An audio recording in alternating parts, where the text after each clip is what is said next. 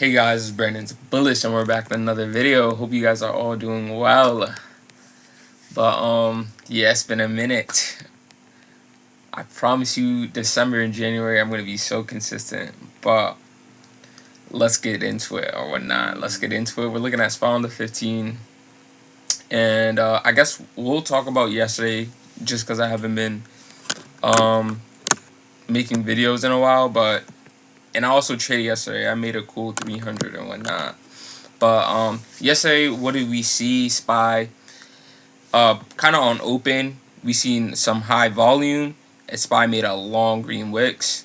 It couldn't hold. It fell, and then we see it find buyers and rise and rally above the VWAP and the high of the day at the moment, and it closes at 681.50 basically.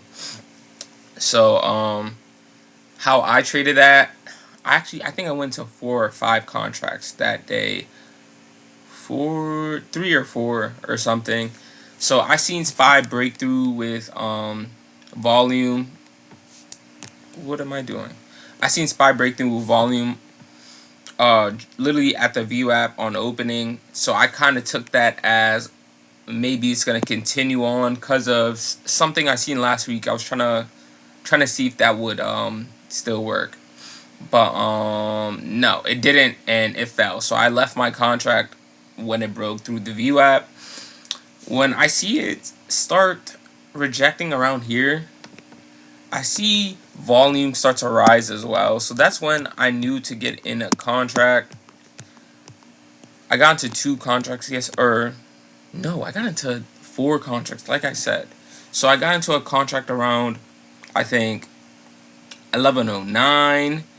Then I got into another contract when I seen it rise, and I seen another volume spike around 1203 or 1205, I believe, right before it touched the VWAP. And then I got into 2 more contracts, 2 small contracts, 2 $20 contracts when it attempted to break the VWAP the first time. As we see, it rejected. So I had to pull out of those 2 smaller contracts, and I held my 2 bigger ones. The contract I went in for here was for the 17th, and the contract I went around the VWAP was for the expiration date was for today. And I kind of just held it into, I think it was around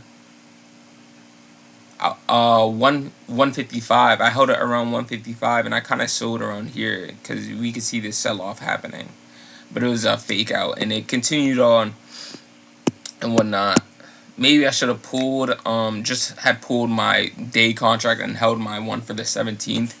I mean, which is kind of what I've been trying to do.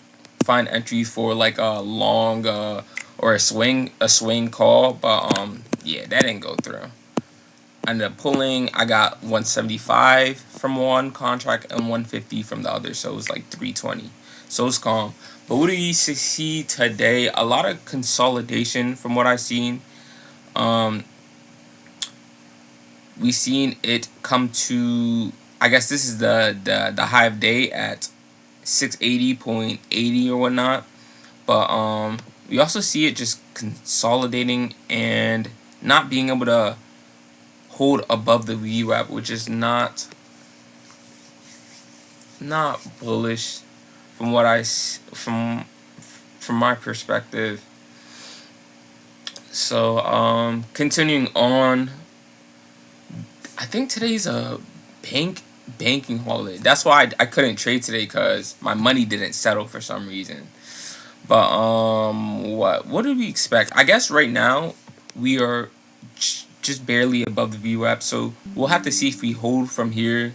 We're nearing 12, so we'll see the late day trend. Like, I generally cannot tell if like what we are at. We're neutral at this point, but around 12:30, I will probably start to.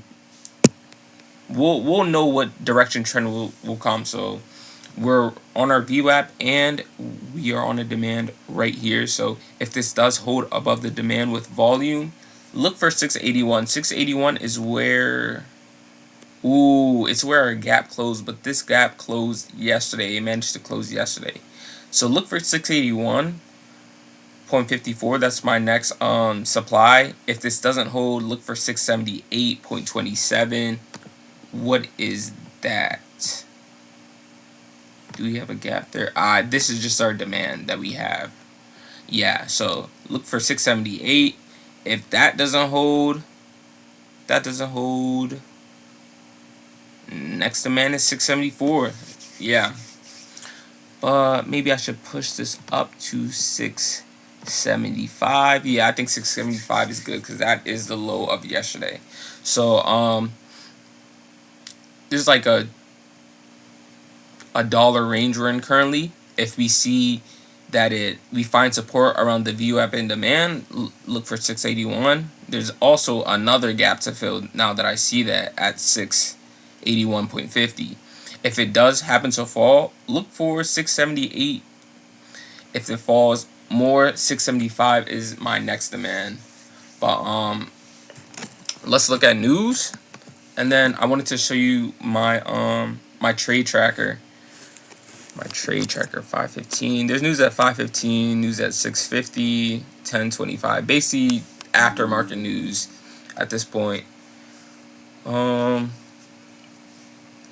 Yeah, and then let's go into my Robinhood Trade Tracker. So this is my trade tracker. I basically just insert my CV, and my CV is just like, I guess Robinhood will track all the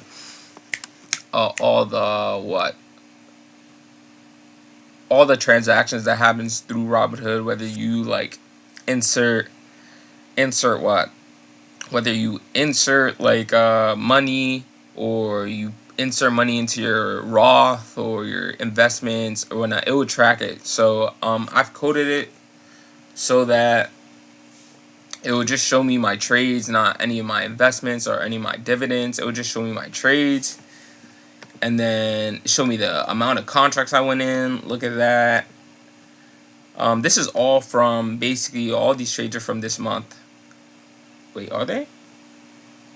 Yeah, they are. Maybe one thing I should add is the day I bought them. Oh, it says it right here in the trade, but yeah. And then this is my this is the sheet that kind of groups everything together, because in this trade sheet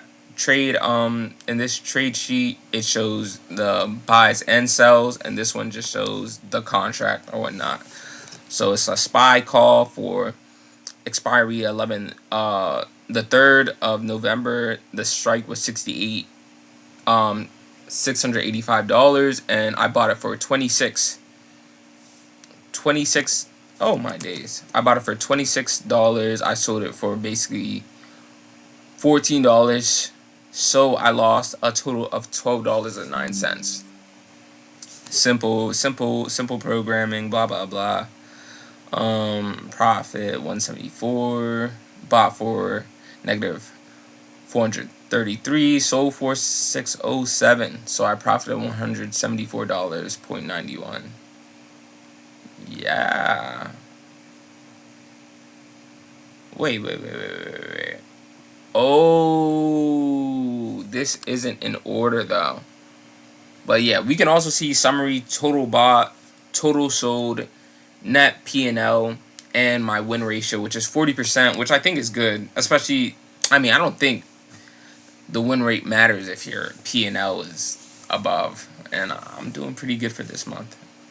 But I think one thing I need to do is, I think it's in order from the expiry date of the contract, and not the expiry date, or not of the date I bought the contract and whatnot, which I need to change, because this 156 was from me trading yesterday.